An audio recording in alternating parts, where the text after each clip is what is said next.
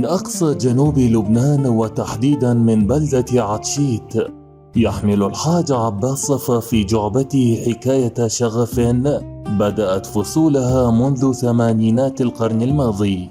هناك بين أزقة الجنوب تشرب فنون الطهي الشرقي الأصيل، وتخصص في أسرار المطبخ اللبناني العريق رفقة أخيه أحمد، ليصنع معا اسما ارتبط بالجودة والمذاق الفريد.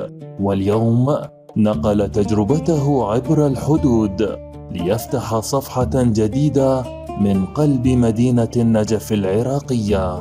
قرية اسمها عطشيت، أسست هذا الفروج أنا وأخوي أحمد عبد الله يرحمه ل 1986. مشينا بهالمسيرة والحمد لله نجحت معنا. هيدي فكرة طلعت أنا ويا أحمد عبد الله، نجحت معنا الحمد لله رب العالمين، صارت على صعيد العالم. ونحن جينا على النجف هون فتحنا هذا الفرع باسم ناصر عبد الله والعطشيت الأصلي، والحمد لله عامل أكل طيب.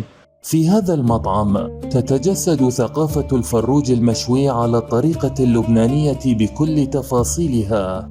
الفكرة لم تكن مجرد مشروع تجاري، بل جسر ثقافي يربط بين بلدين يجمعهما حب الحياة والكرم. هذا التمازج الفريد خلق إقبالا كبيرا وزحاما مبهجا من العوائل والزبائن.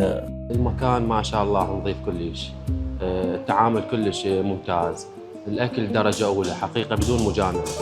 يعني احنا لو ما نعرف الأكل طيب ودرجة أولى ما كان نكرر الجيات. والله أنا جيت بالطريق منه، أكو مطعم أنا خاص عندي هنا، بس شفت هذا المطعم جديد لفت انتظارنا يعني بالأجواء ماله بالنظافة.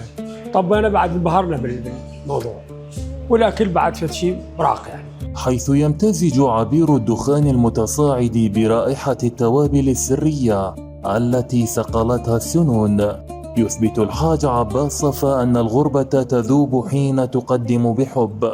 من عطشيت إلى النجف تبقى النكهة هوية، ويبقى العطاء لغة عالمية يفهمها الجميع.